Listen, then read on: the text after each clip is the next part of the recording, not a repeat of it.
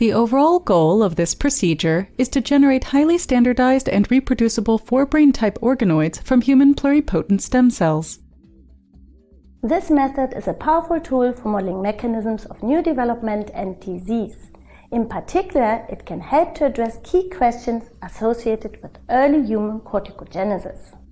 The main advantage of this technique is that it allows the standardized and time-efficient generation of human cortical tissue with little variations between individual organoids and organoid batches. Organoid technology can provide insight into the development, structure and function of the human brain, especially for those aspects not found in lower species brain models.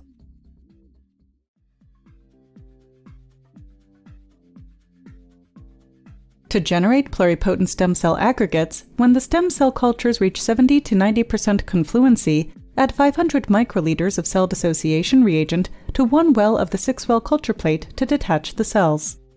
Induced pluripotent stem cells, which are adapted to monolayer culture conditions, are a good cell type to generate aggregates, as they are less prone to stress-induced cell death during the dissociation and aggregation procedure. After 5 to 10 minutes at 37 degrees Celsius, gently tap the plate and use 2 milliliters of DMEM-F12 to wash the cells from the bottom of the well. Transfer the resulting cell suspension into a 15 milliliter conical tube